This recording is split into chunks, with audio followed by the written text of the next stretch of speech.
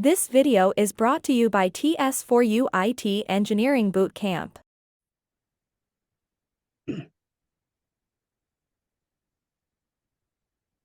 How do you differentiate between code and code build?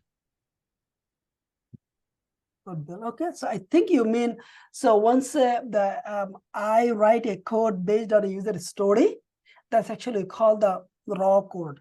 This code need to be built. After the code is built, now it is actually the end user can actually use this code. So I think that's my understanding. I hope I'm right.